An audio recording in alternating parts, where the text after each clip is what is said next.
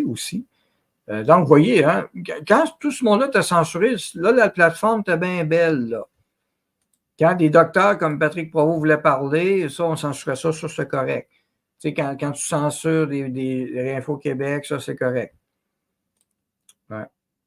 Mais ce qui est écœur, c'est que justement, ce n'est plus censuré et que des gens comme Christian Perron peuvent parler et saluer l'élection. Je vais lire la lettre de Christian Perron, ça vaut la peine.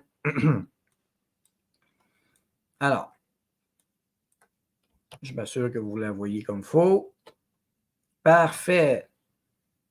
Alors, avec l'élection triomphale de Donald Trump, un vent de liberté souffle à nouveau sur le monde après ces années de mensonges, d'horreurs politiques, de guerre et de manipulation, dont l'horrible pandémie de COVID-19. Cette soi-disant catastrophe sanitaire planifiée de longue date a été un jalon marquant de la tentative d'asservir les populations mondiales pour le profit d'un petit groupe de milliardaires, et non, on ne parle pas de Musk ici, plus riches que beaucoup d'États. Je me réjouis du ralliement de Robert Kennedy Jr., dont l'oncle John Kennedy, président des États-Unis, et le père Robert Kennedy Sr., procureur général des États-Unis, ont été lâchement assassinés par ces élites mafieuses. Aujourd'hui, je suis particulièrement fier d'avoir accepté fin 2021 d'écrire la préface de la version française de son fantastique livre Anthony Fauci, Bill Gates, Big Pharma, leur guerre mondiale contre la démocratie et la santé publique, publié à Bruxelles aux éditions Résurgence, Médecine et Société par Marco Pieter. Ce livre présente le travail d'investigation approfondi de plusieurs décennies d'un brillant avocat engagé et il démontre, avec toutes les preuves à l'appui, la dérive de l'industrie pharmaceutique devenue dans beaucoup de domaines une gigantesque machine à corrompre afin de falsifier les données scientifiques au profit d'un petit nombre, chose que les médias médiocres n'avaient pas daigné se pencher pour vérifier ces histoires-là. Il y dévoile une pieuvre tentaculaire qui a perverti la médecine. Tous ses propos sont sourcés avec de très nombreuses pages de référence. Ce livre, dont la version anglaise est un best-seller aux États-Unis, est inattaquable et n'a d'ailleurs suscité aucune plainte pour diffamation qu'un toit. Donald Trump a missionné Robert Kennedy Jr. pour combattre la corruption en faisant le ménage parmi les experts et les agences de régulation, comme la FDA, le CDC qui s'en viennent et les autres. Nous attendions ce grand moment depuis longtemps. Il ne fait pas l'ombre d'un doute que ce raz-de-marée salvateur, qui devrait démarrer prochainement aux États-Unis après l'investiture de Donald Trump, le 20 janvier 2025, déferlera aussi sur l'Europe dans la foulée. Et personnellement, j'ajouterai le Canada, on l'espère bien sûr.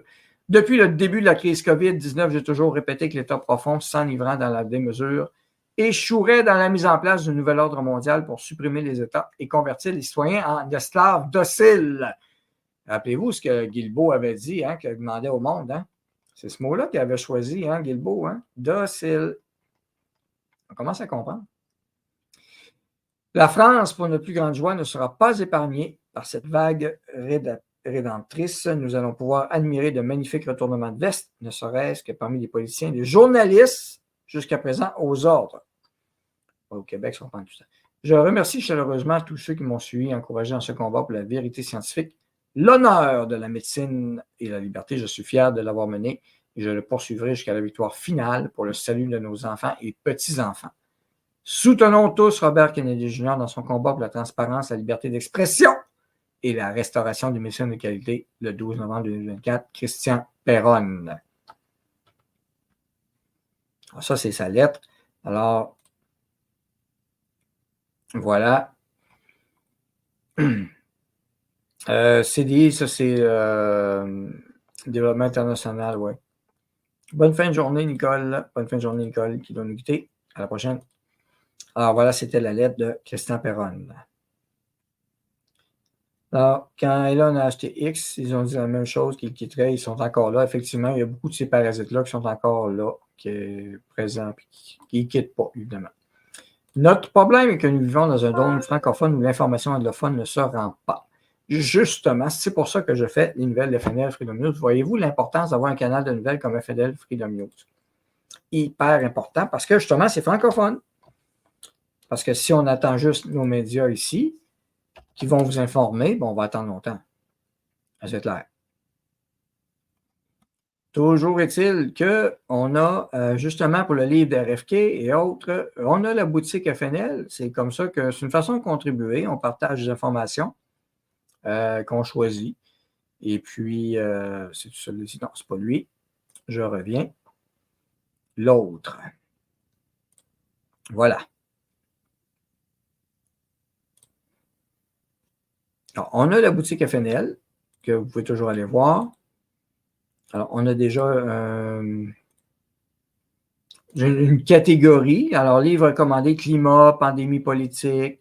Alors, plusieurs livres. Ici, c'est Hillbilly Elegy, A Memoir of Family and Culture in Crisis. Alors, mémoire d'une famille et d'une culture en crise. Et c'est J.D. Vance. Alors, si vous voulez en savoir plus sur J.D. Vance, le livre, ça, je vais vous envoyer le lien de la boutique au complet.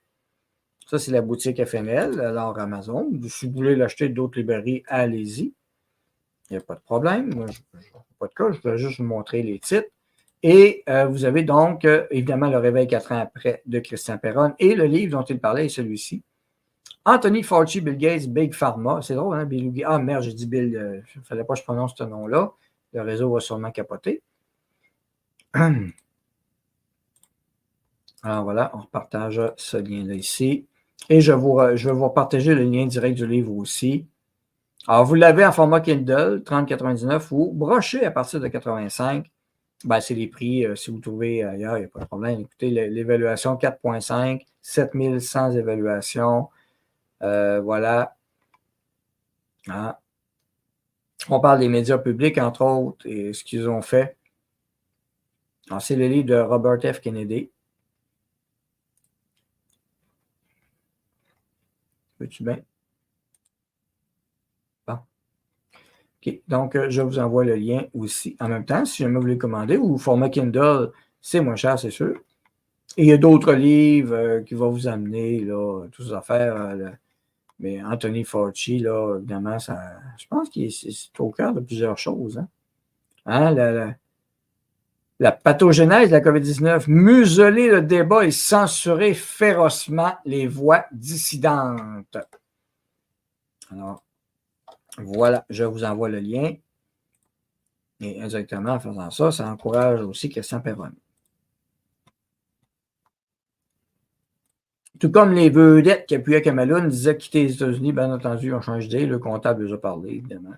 On dit, fais pas ça, va surtout pas au Canada. Ça va faire fourrer.